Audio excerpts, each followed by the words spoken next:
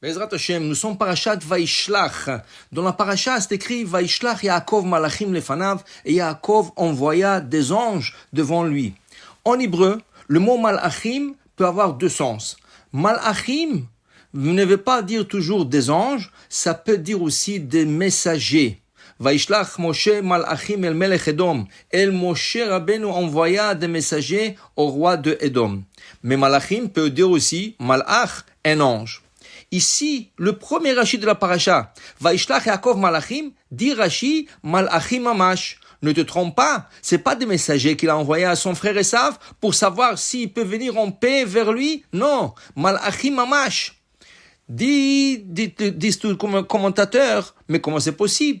La Gemara nous enseigne dans Masechet Tanit qu'il est interdit d'utiliser des anges. Pourquoi?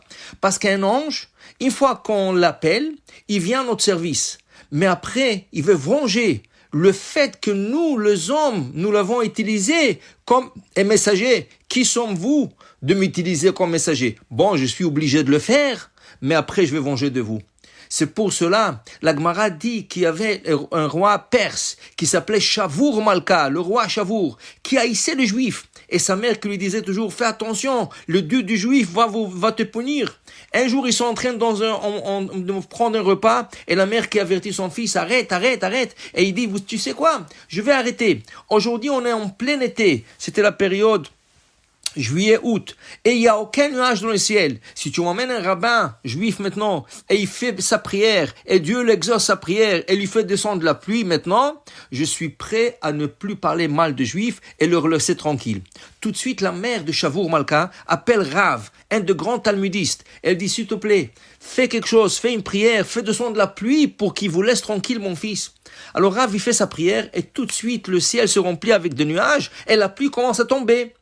La nuit, Rav il dort, et dans son sommeil, il voit son père qui est décédé il y a longtemps. Il n'est jamais venu dans son rêve. Et il lui dit, mon fils, change du lit. Il se réveille en sursaut, il dit, c'est quoi ce rêve-là? Alors je vais changer la chambre. Il change la chambre, et le lendemain, quand il se réveille et il retourne dans sa chambre où il dormait normalement, il trouve que son lit est plein de couteaux qui est en train de percer le lit. Il a compris que le fait qu'il a dérangé les anges de faire descendre la pluie, ne pas en leur temps, ils sont venus venger de lui et le tuer, et du ciel, ils ont pitié de lui parce qu'il a aidé le peuple d'Israël se protéger contre le roi Shavour. Alors, il est dangereux d'utiliser un ange. Donc, comment Rashi dit, Malachim Mamash, Yaakov, il a utilisé de vrais anges. Une de belles réponses que je trouvais là-dessus, c'est la réponse de notre maître, notre tzaddik vénéré, Baba Saleh, Zecher tzaddik v'kadosh bracha, Rabbi Israël Abu Hatzera. Rabbi Israël Abu Hatzera dit que Yaakov, quand il a dormi, et il a vu cette fameuse échelle avec des anges qui montent et descendent. Quand il se réveille le lendemain, qu'est-ce qu'il dit? Manora makomazé, waouh, elle est extraordinaire cette place. Je savais pas tellement il y a de kedusha dans cette place. Achen, c'est vrai qu'il y a Elohim que la Shekhinah, la présence divine réside dans cette place. Vanochi et moi-même, lo yadati, je ne savais pas. Et disent les commentateurs pour expliquer ce verset. Achen, sur le trône céleste, il y a 4 figures.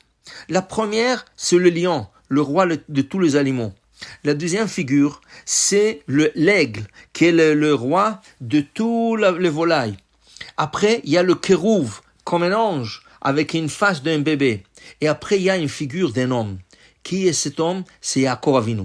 Dit Yaakov en se réveillant, Achen yesh Elokim bamakom hazeh. Je savais que sur cet endroit, il y avait 3 figures sur le trône céleste. Achen, Aleph, Chet, Chaf et Nun, Aryeh, Krouv et Nesher. Ça, je savais.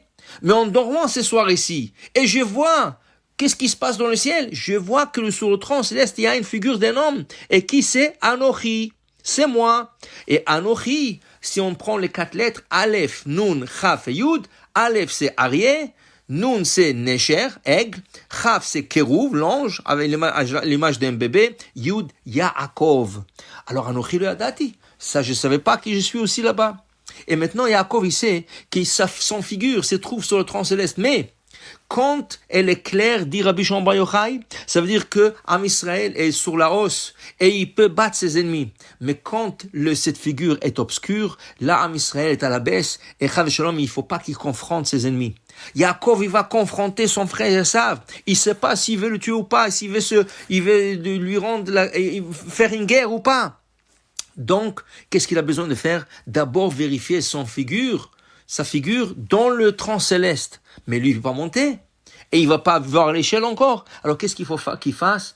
Vaishlach Yaakov malachim, dit Rashi malachim mamash.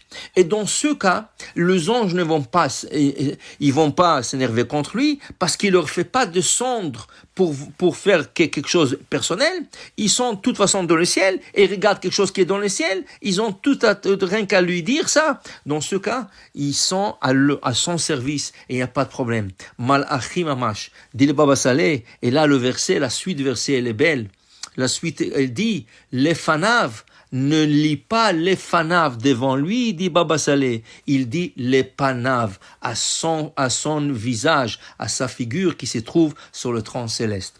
Ceci dire, Rabotai, qu'il faut jamais utiliser la Kabbalah Maasit. Toujours, il faut faire des prières.